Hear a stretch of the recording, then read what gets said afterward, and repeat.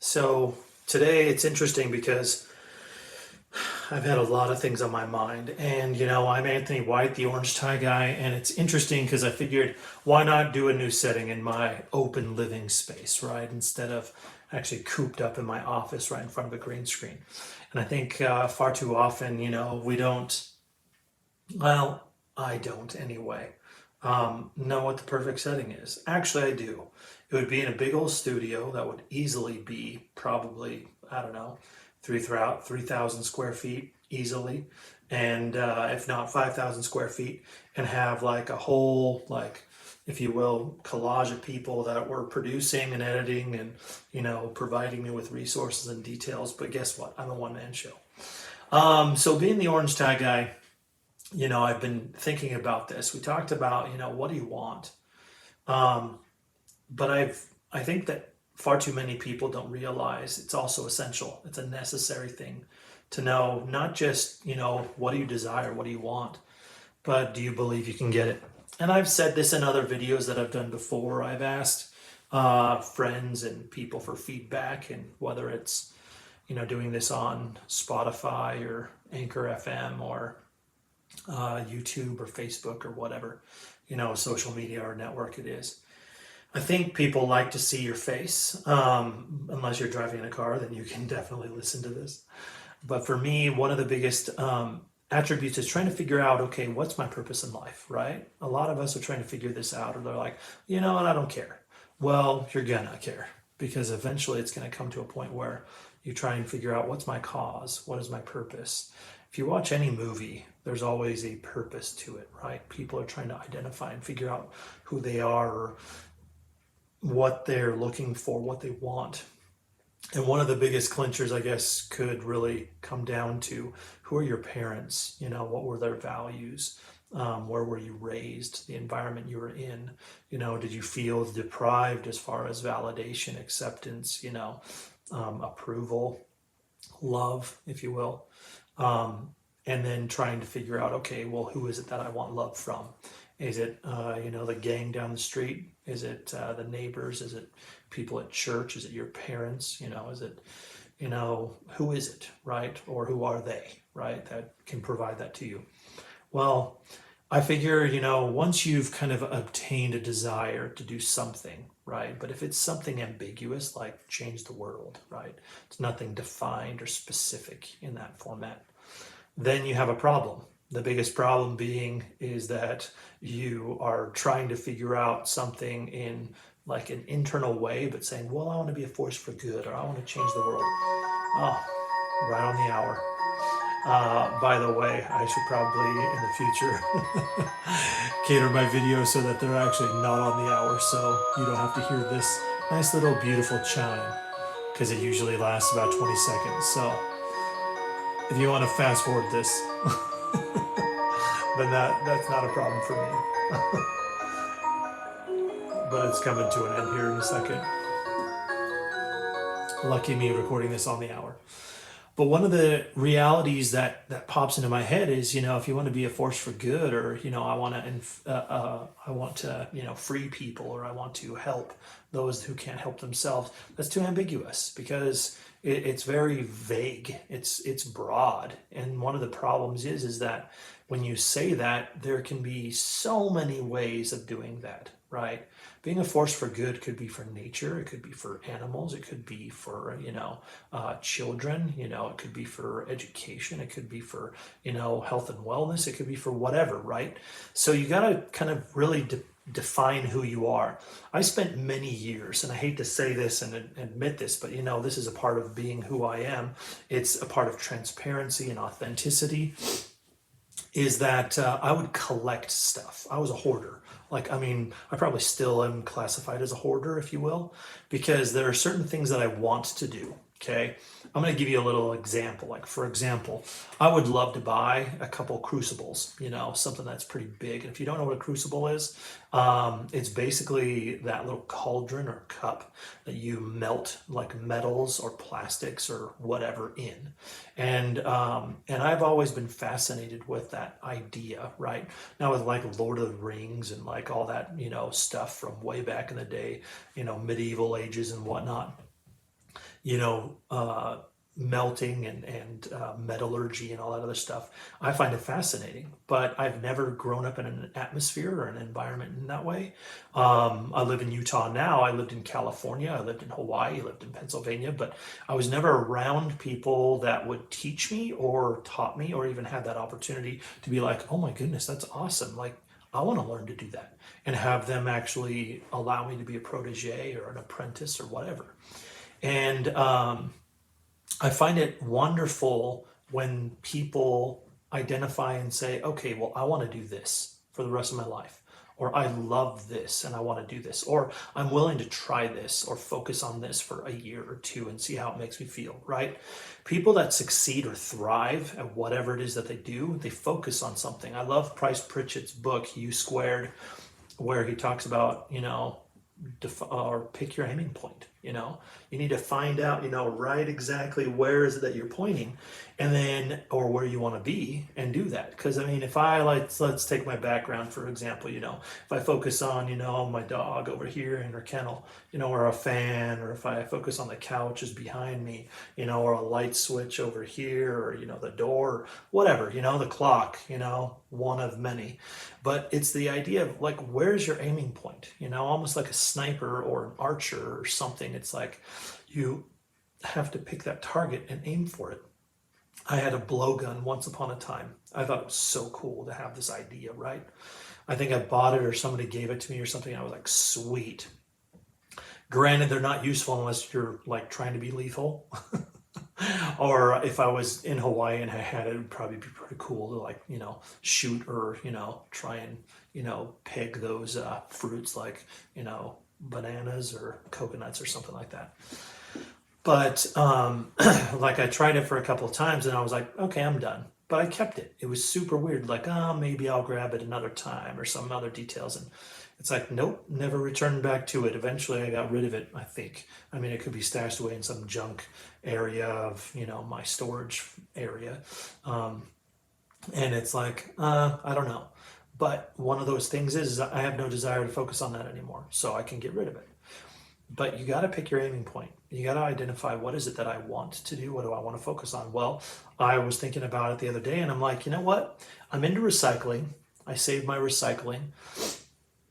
No offense to Utah or Salt Lake County, but they suck at the recycling program because basically it goes into garbage anyway. I mean, the same facility, they don't literally recycle anything here. They just give you that illusion by giving you recycling bins on the curb. So, I mean, I still throw most of my recyclables in there, but I've seen them actually dump them at the dumps. So it's like, yeah, technically, to save on taxes or whatever it is that, it's like, nope, we don't have a recycling plant, or at least, it's the illusion that it's being recycled. But for me, I would love to melt down that recyclable plastic. How cool would it be to be able to reuse it or try and repurpose it in some way? But for me, I'm thinking, hey, I want a crucible. But this is one of those little things where it's like, will this be what I do forever? No, it's a hobby, right? It's something on the side. It's something that it just kind of is interesting, right? It's something to the point where it's like, yeah, I'd like to see what this is and how to do it. I would enjoy it. It's the same thing with carpentry, right? I don't actually have my he shed, right? Because I mean, what is that TV show or commercial that says she shed, right? But I mean, I don't have a workshop yet to actually have all my tools and be able to, drill and to saw and to nail and to, glue and to all of that stuff, right? Press and everything that I want to do and use in that stuff. I even watch YouTube videos that how to do things, and I love it. Love learning, right? Instruction is one of my passions. Education, instruction. I love to learn how to do things.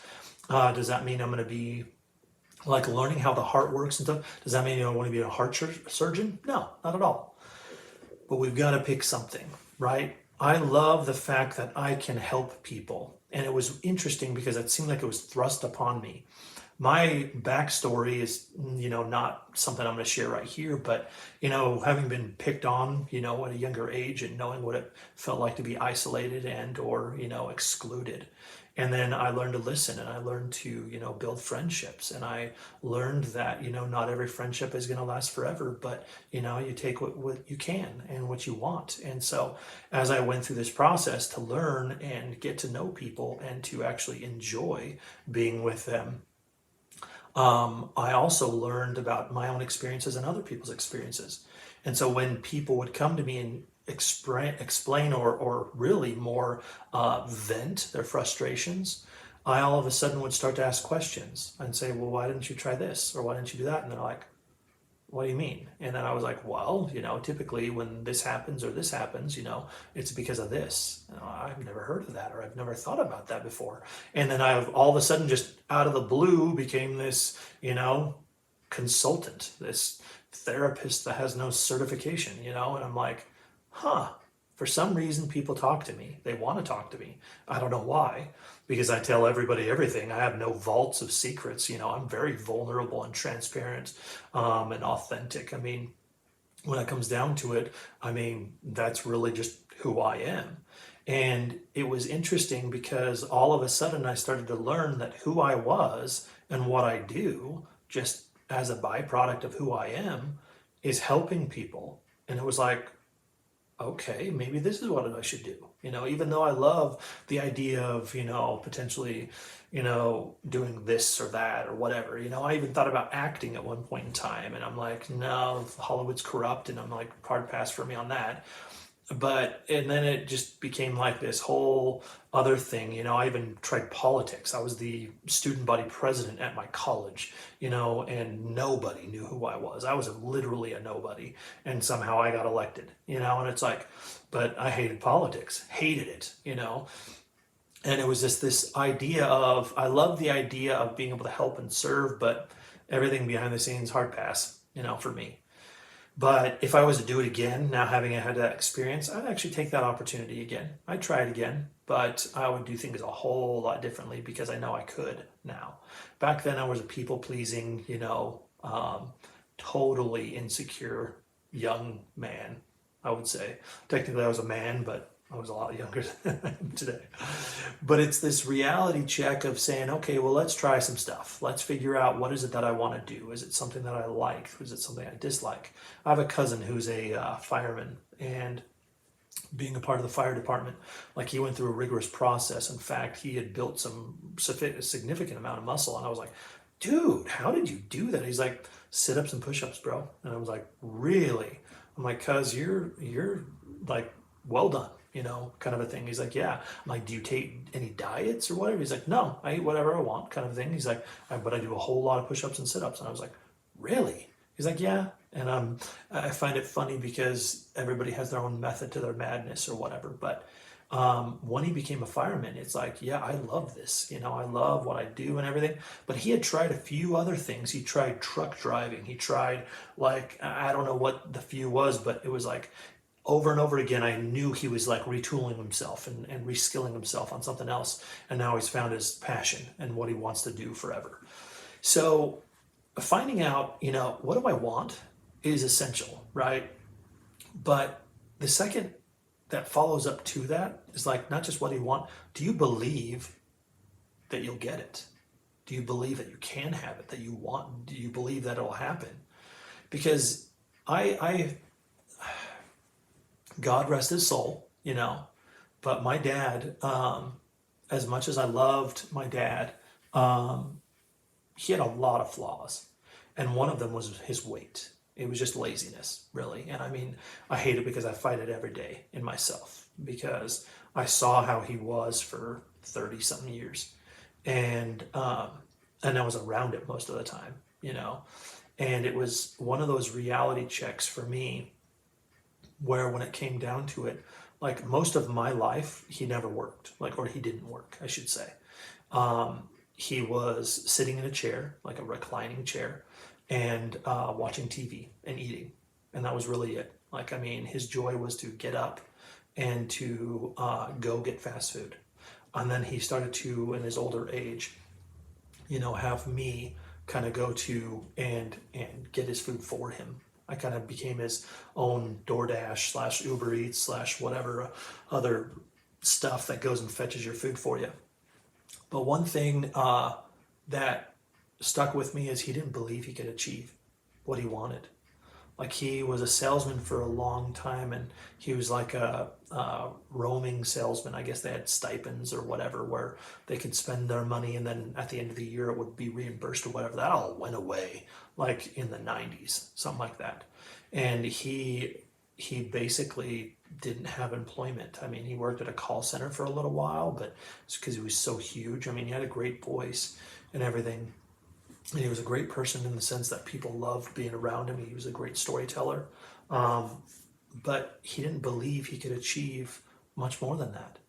We encouraged him to lose weight, and eventually it was his weight that killed him, and cancer. Technically, the cancer came because of his obesity, his morbid obesity, but he just didn't believe, and it was hard for me. And it's interesting because I kind of observed like my siblings and even like other people and how they grasp this understanding of belief.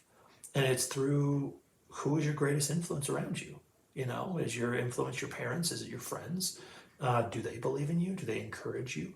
And this is why, as the orange tie guy, you know, optimistic, receptive, attractive, nurturing, genuine, enthusiastic. That's orange, right? But I'm also a thought investment encourager. I mean, the idea is that I want to be an encourager. You know, think, invest in your thinking, invest in yourself. And I want to encourage that. But that's where the belief is essential. You need to believe that you are worthy of it, that you're good enough for it, that you want it. Like that, oh yeah, no, this is happening. Like I already know what's going to happen. Just like, you know, you believe the sun's going to like rise in the next day, right? Or the sun's going to set today. You know, it's like, yeah, I believe that. Duh. It's like who wouldn't kind of a thing. And it's this reality. I've learned one fascinating truth about belief. Think about any extremist, okay? Doesn't matter what organization it is, right? Doesn't matter if it's a Marxist or if it's a dictatorial. It doesn't matter if it's a passive, loving, encouraging, you know, kind of perspective. I mean, if you look at anything, anybody who was a terrorist, right, or is labeled as one, if it's part of their religion, guess what? They believe it. You know, whether it's, you know, back in World War II or just as of recent, it's like, no, I believe that if I do this, then this will happen. Like then they're pretty much unstoppable. That's the reality of it, right? Unless you can squanch or crush those beliefs. In fact, it's kind of fascinating because now if you really think about it, most people don't really believe in like, or I take that back. I've seen a lot of contrasting or conflicting ideas to almost negate or deprive us as, you know, human beings, and I would say children of God, to say, oh, this is real, and then somebody counteract that and say, no, it's not. Like it's this constant struggle of between what's right and what's wrong, right? And even nowadays, people are saying, well, nothing's wrong. You know, it's just how do you see it or perceive it? Now, in my opinion, I think that's rubbish because I think there's a lot of things wrong, you know, but when it comes down to it, some people, oh, well, I believe in this, so that justifies me in doing this. Well, I go through this process and I recognize that there's a lot of people that doubt themselves. And this is where I'm coming from, is saying, you know what, you can accomplish anything you want. Like the truth is flat out, if you have that belief, if you believe it, then it'll happen. I love the Magic of Thinking Big. I think that's the book. I mean, I have so many books that are, you know, nonfiction, self-help and self-improvement. But the Magic of Thinking Big, and it was interesting when in that article it was talking about an individual. I can't remember if it was a man or a woman. I think it was a man. I can't remember, but got locked in a freezer over a weekend time frame. Actually, I think it was only like 24 hours or something like that. You know, you can live without food or water for 24 hours, no problem. But they thought the freezer was on and it was empty, it was new or whatever. They thought it was on and they died. Like the reaction of like somebody who would go into hypothermia. Here's what's crazy. It wasn't plugged in. It wasn't on. It was just normal temperature. but because they believed that was on, they killed themselves. I love, the Iceman. Han, I can't remember his name. It's going to drive me nuts. But anyway, I think it's Han. He goes in the water, in like freezing cold water, naked pretty much. Maybe I think he's in Speedo or some kind of underwear, but he's like no top, no pants, no nothing. And he just goes into frozen waters in Nordic, or Dutch lands. And it's like, are you, what? Like you would freeze or die or whatever. And he's like, no, it's all mental. And I mean, you can constantly see over and over and over again these people. David Goggins, like, I think it's like, how in the world is that? I mean, God did something good when they created David Goggins, because he is just like a zealot that will just like, doesn't matter. Even when his legs pretty much broken in two, doesn't matter. He's still going. Been a part of almost every elite forces, special forces teams that there have been in the United States, armed forces. And it's just doesn't matter. Like, I know what's going to happen. Like, I'm doing this. And it's fascinating. Belief is more powerful than you will ever understand. And this is why people achieve so many great things. And it's phenomenal because in the day that we live in today, like with, people with superhero movies and stuff like that, like, am I saying, well, if you believe it, you'll fly, like Peter Pan or something? No, I'm not saying that. I'm saying that when you pick an aiming point, when you have a desire and you focus on it and say, you know what, I'm going to do this. And who knows, maybe it is the fly. Like the Wright brothers, guess what? That was their dream and they accomplished it. They got it done. But it's this reality check of saying, you know what? No, I'm gonna get this done. I'm doing this. And you believe it, then you are going to start to attract that which is necessary for you to be able to accomplish that task. But do you have the encouragement? Because oftentimes people will believe something wholeheartedly, and with enough pressure or enough persuasion, if you will, from other people, or even the negative side effect or side to that, they'll give up on their own dreams. They'll give up on their own beliefs. They'll literally say, nope, that's not real, that's not right, and they'll walk away. And it's crazy because the whole goal of people who dissuade you, that's their dream. Their dream is to crush yours, right? To deprive you of what you've said, oh, I'm going to accomplish that. Really? Let's see about that. I'll do something about that. And it's sad. It's so sad. It's one of those reality checks where it's like, there are a lot of people that are for you, but you have to find them.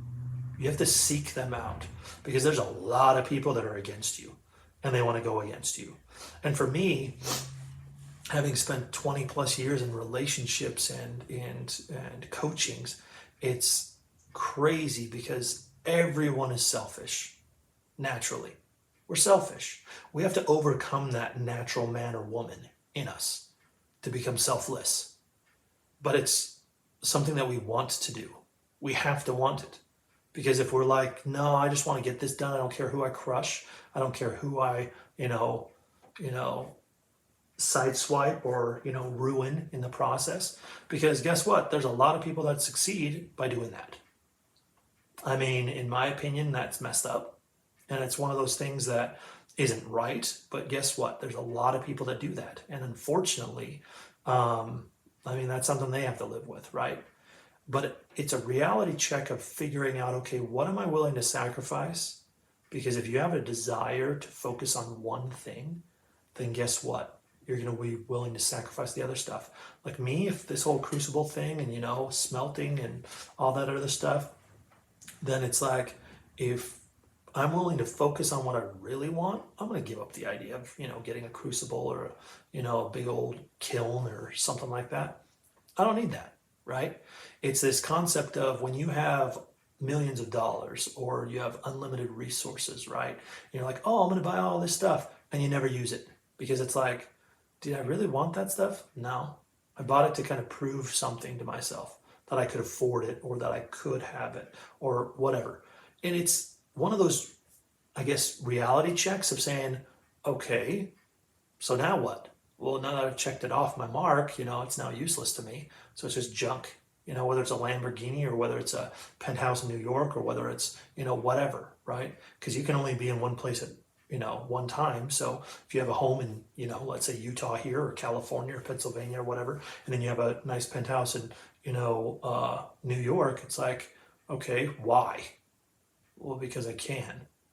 Really? Is that why you do? I mean, what a waste of time, resources, energy, all this other stuff. It's like, would you like go out of your way because you have that place there? I mean, I'd rather just go to a nice, 5-star hotel and spend my time there. If I was going to spend a week, a month, it'd probably be a whole lot cheaper and more effective than having a penthouse in New York and I'm not there, let's say, 11 to 12 months out of the year, right? So, do you believe it? Do you have people around you that encourage you and say, you know what? Yeah, you can do this. This is something that's absolutely doable. And I can see you doing it. Like Elon Musk, I mean, I'll just take him for example because, he's in the news and all this other stuff. But like, I'm seeing stuff that I'm like, holy cow, that's awesome. And he's got tremendous opposition, right? Big companies that have been established for, over a century wanting to destroy him, right? And it's like, nope, I don't care. I'm doing this. On the verge of bankruptcy and like giving up everything. Well, welcome to sacrifice. Welcome to desire. Welcome to belief that you're going to get this thing done. Awesome. Because when anything or everything is handed to you for free and you put no sacrifice into it, no effort or energy into it, guess what? It's taken for granted. And then at that point, it's like, okay, well, it's meh. But when you put your heart and soul, blood, sweat, and tears, your time, your energy, all of that into something that you want, that you crave, that you desire with the innermost parts of you and you believe it, because why would you waste your time if you didn't believe it? But there are some people that are still not quite committed, right, to that belief. And they're like, well, and think about organizations, right? If you're in the special forces, right? Or if you're in the elite of elite or a club or whatever it is, they want you all in. You're either all in or you're all out, one or the other. It's like, well, I'm like 95% in. Okay, then you're out. Simple enough. That's the truth of it. So I've come to grasp this truth, this reality. And I love how Price actually says it in his book, U2 or U squared. It's like YOU and then like a number 2 on it anyway. But relentless pursuit. That's how he phrases it. And for me, I'm like, yeah, relentless pursuit's cool, but for me, it's just this reality of, do you believe? Simple enough. Do you believe? And it's like, if you have no more than a desire to believe, let this desire work in you.